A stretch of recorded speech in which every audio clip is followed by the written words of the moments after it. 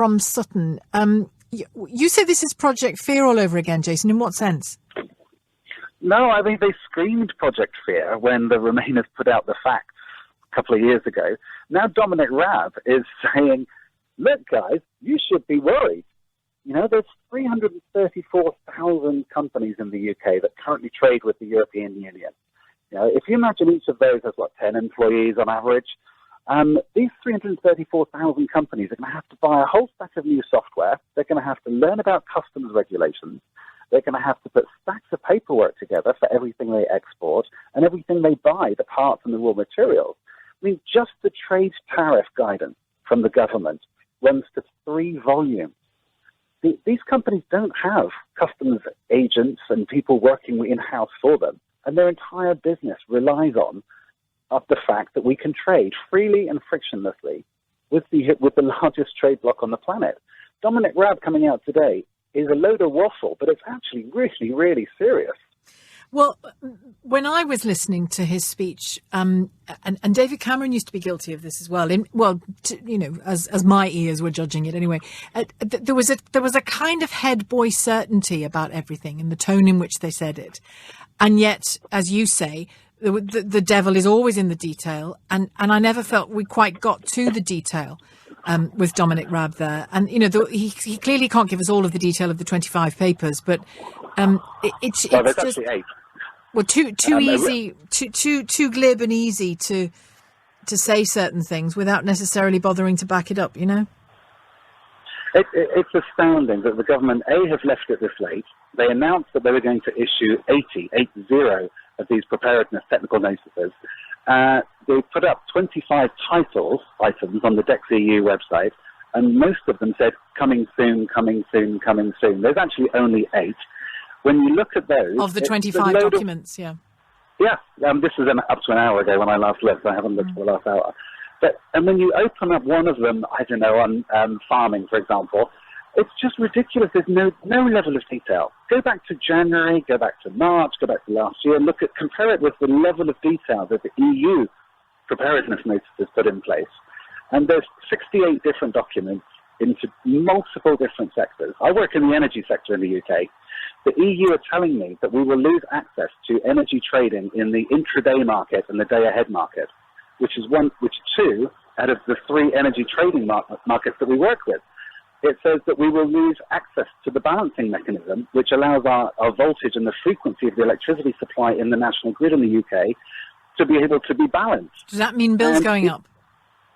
No, worse than that. It means you have no power. Aaron Mornin from the Department of Business, Energy and Industrial Strategy said last year that we can expect power blackouts to be more widespread across regions.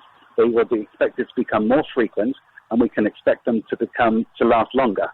And when people, Jason, and you know this will happen, shout Project Fear at you, what do you say? It's not me saying this. I'm just the messenger. I'm telling you what the government are telling industry. These are the legal consequences of us leaving the European Union. If we're not a member of the single market, we're not a member state of the European Union, then the legislation and the access to those for the electricity markets, for example, they terminate. And if you read Article 50, paragraph 3, it's very, very clear. And this is the legal obligations and the legal treaties that the EU are negotiating under. People say that the EU are punishing us and Michel Barnier is playing hardball. It's a load of rubbish. He's treating it as a legal, technical withdrawal, a separation of the United Kingdom from the EU. And when Brexit Secretary Dominic Raab says, as he did this morning in that speech, Britain will be better off out of the EU under any scenario in the long term, you say what about the short term? I say, he's lying about the long term. It's just not true.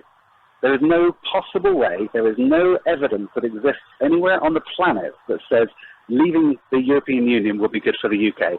Going back onto WTO terms, which seems to be the latest great idea, is absolutely ridiculous. Every country in the world started with no trade deals, and they were trading under WTO, and they all negotiated new trade arrangements and new trade agreements with each other and with blocks, and they all merged together because WTO is an absolute nightmare. Nobody does it anymore. Stay with me, Jason. Let me bring in Gary. I feel you might want to respond to Gary. Gary in Enfield, hello. Yeah, I remember when we went into the common market in 71, I remember food prices going up almost 30%, particularly butters and milk. Do you remember the butter mountains and all these other huge surpluses? And we had to fit in to that kind of market forces. Secondly, we were able to survive without a European deal for many, many years. And there are in almost about 80, 90 countries in the world that are not part of the EU, and they managed to negotiate deals. Are you saying that we should be scared of negotiating new deals with new partners and so on? Is it against the laws of physics to do that? And power cuts, we're not preparing for war. I don't think my water supply is going to stop, if we just come out of Europe. I think it's ridiculous. Project Fear all over again. Jason? Interesting. You talk about these trade deals around the world. We have the best trade deal it's possible to get with the largest trading bloc that exists on the planet, which is right on our doorstep, 16 miles across the channel it begins. As well as the European Union 27 countries, we've also got another 60 countries, 60 countries around the world that we trade with under EU-negotiated trade agreements. Take the United States, for example. The United States take 25% of our exports out of the UK, thanks to dozens upon dozens upon dozens of cooperation agreements and trade relationship agreements that make trading easier with the US. When we leave the EU, we don't just leave the EU 27, we lose those other 60 countries' trade agreements as well, and we start from scratch.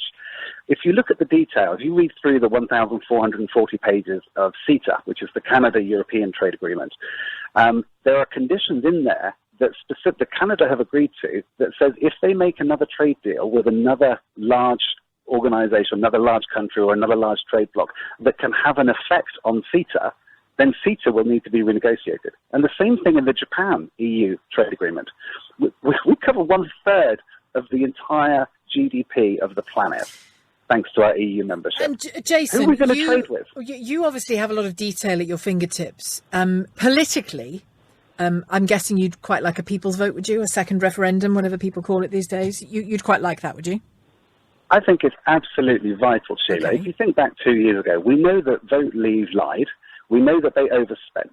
We know that they broke electoral law. They got a 2% swing by overspending by 10%. The leaders of the Leave EU campaign, one of which is a diplomat from Belize, they sat in a parliamentary select committee telling the public that they lied to us.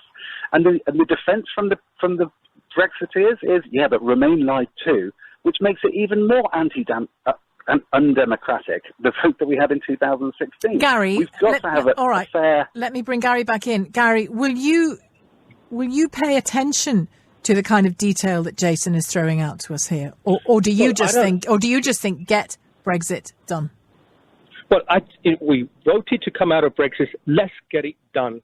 This uncertainty and this enormous amount of debate over whether we should or not, it's just boring me. It's tiring me out, and this uncertainty doesn't help the. It's boring him, Jason. Get it done. And just go on with what? But hang on, no, you'll be even more bored when you've got no job to go to. There are millions upon millions of households in the UK whose jobs and their living and their incomes rely on the fact that we can buy and sell to the largest trade bloc on the planet without any customs paperwork, without any friction. And these are people's livelihoods. And you're saying that you're bored about this. You talk about millions of people. It's now coming up to 2 years, and we don't seem to have moved any forward. And the decision needs to be done whether we go out or in. But having another referendum, what if the referendum is the same? What if there's an increased majority? What would you stand there? Would you want a third referendum? No, it'll say, look, here's the facts. Now we know what the facts are, because 2 years ago, nobody knew, not even the UK government. They've only just announced today what no deal actually means. When people actually know what the facts are of us leaving the EU and the effect it's going to have on your life and on my life and on Sheila's life and our friends and family. But Jason and Gary, I'll leave it there with you, family. We won't know all of the facts. Of course, we'll know some. We'll know about the new arrangements. We'll know about the costs. Of course, we'll know some. But we won't know all of the facts any more than we know all of the facts about remaining in the European Union. But I think the conversation between Jason and Gary was very revealing, and it's formed a slightly different question in my mind as I was listening to the two of them. Are you prepared for more detail? Today was the beginning of a bit more detail from the government. Are you prepared for more detail? Are you interested in more detail? Are you